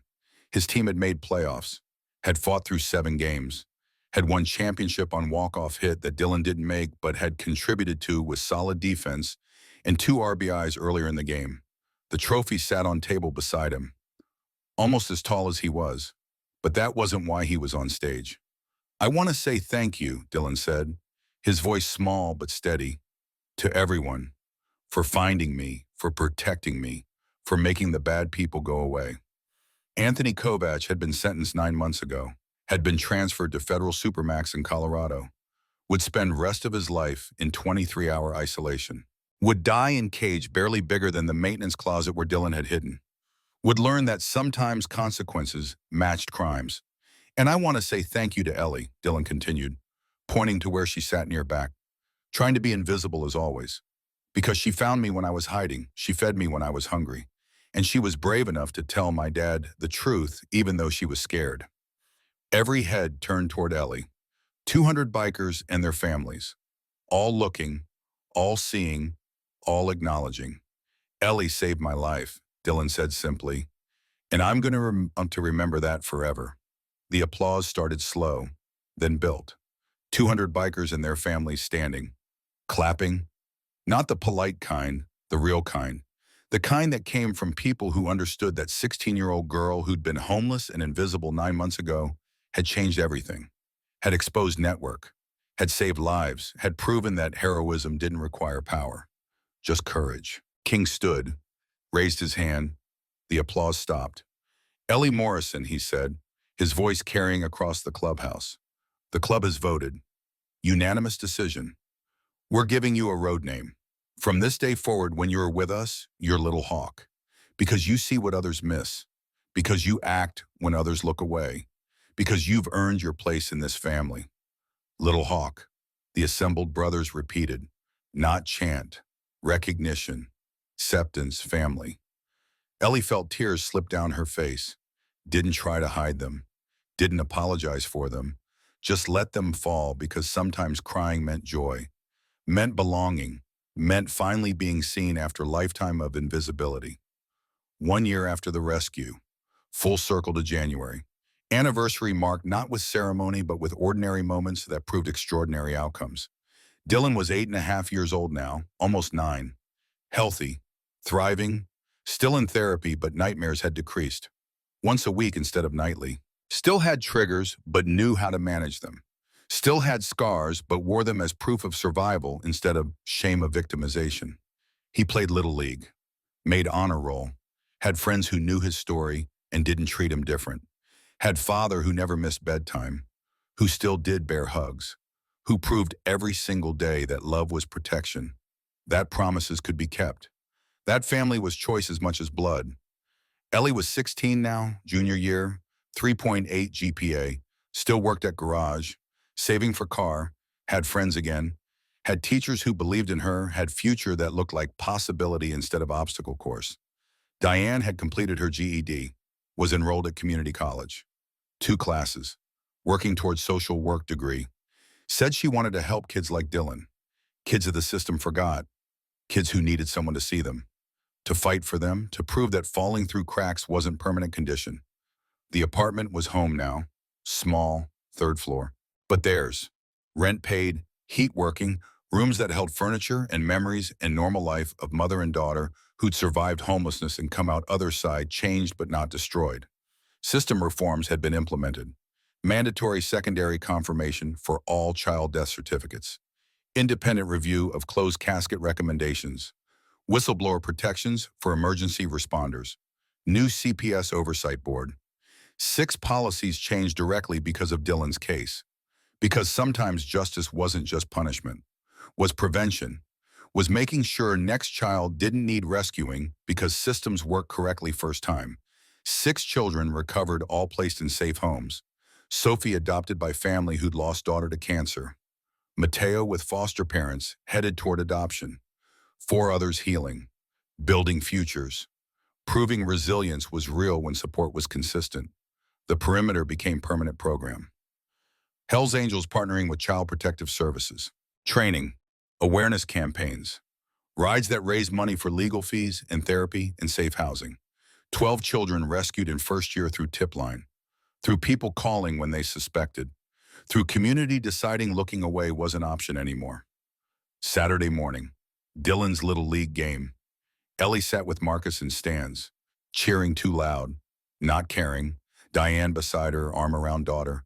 King and 15 brothers scattered through bleachers, always watching, always protecting, always present. Dylan hit double, rounded bases, huge grin, the kind that said joy was possible, that trauma didn't own him, that he was child before victim, person before case number, boy who loved baseball and Spider-Man, and his father who'd never stopped believing. After game ice cream tradition, Marcus and Dylan and Ellie, sitting at picnic table outside Dairy Queen, eating cones that dripped, talking about everything and nothing, about school and baseball and summer plans, about ordinary things that felt extraordinary because 9 months ago, ordinary seemed impossible. Dylan, can Little Hawk come to my birthday party? He asked between licks of chocolate cone. She's family, Marcus said. Of course she's coming. Ellie smiled, felt warmth that had nothing to do with June's sun, felt belonging that had everything to do with people who chose to see her, who chose to value her, Who chose to prove that family was decision repeated daily, was showing up, was keeping promises, was standing together when standing alone was easier. That night, Ellie sat at her desk, small space in bedroom that was hers, window overlooking street, sounds of city outside, motorcycles passing, brothers on evening ride, protected, protecting, living code they'd taught her. Stand up, speak out, never look away. The Spider-Man figure Dylan had given back to her sat on corner of her desk, paint chipped, one leg bent, symbol of impossible hope that turned out to be real. Proof that one homeless girl with plastic toy encouraged to speak 6 words could change everything. Her phone buzzed. Text from Dylan, game tomorrow at 1. You coming? She smiled. Type back. Wouldn't miss it. Through her window she could hear distant sound of motorcycles. The brothers on their evening ride. 200 men who'd mobilized for one child. Who'd proven that scary-looking people could be exactly who scared kids needed. Who'd taught her that protection came in unexpected forms. That heroism didn't require credentials. That sometimes salvation wore leather and rode chrome and looked nothing like what society expected. Tomorrow she'd go to Dylan's game, would sit with Marcus, would cheer too loud, would feel like family, would remember that 9 months ago she'd been invisible, homeless, nobody, and now she was Little Hawk, protected by Brotherhood, valued by community, seen by world that had spent 15 years teaching her to disappear. She picked up the Spider-Man figure, held it for a moment, then set it back down. Tomorrow, games and ice cream and laughter. Today, homework and dinner with her mother, and sleep in a real bed in warm room and safe place. Normal, ordinary, extraordinary. Miracles didn't always come from heaven. Sometimes they came from homeless girls who stopped when everyone kept walking, who spoke when everyone stayed silent, who chose brave over safe and changed everything in process. The perimeter held, would hold tomorrow, would hold next week, would hold because enough people refused to let it fail, because enough people decided children mattered more than convenience, because enough people learned that looking away was choosing predator over prey. And somewhere in Detroit, another child who needed help would hopefully find their own voice, their own protector, their own impossible salvation. Because Ellie Morrison had proven something that cold January day in cemetery. Had proven that one person stopping could save 9 lives, could dismantle network, could change system, could prove that rescue was real when enough people refused to accept that it wasn't.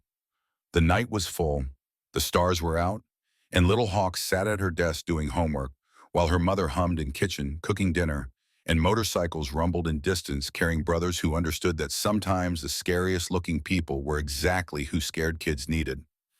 The end was really beginning of watching, of standing, of making sure tap, tap, tap never went unanswered again, beginning of understanding that family was choice, that protection was action, that one person could matter if they decided mattering was worth the risk. Marcus Dalton had his son back. Dylan Dalton had his father. Ellie Morrison had her family. And 200 Hells Angels had proven that beneath leather and chrome and patches, that scared people beat hearts that chose to protect, that chose to stand, that chose to prove rescue wasn't myth. The perimeter held, always would, because that was promise, commitment, thing that made leather mean protection instead of threat. And somewhere behind them, 6 kids slept safe in homes that were warm, and families that loved them, and futures that were possible because people had chosen to stop. That was only ending that mattered. The perimeter held.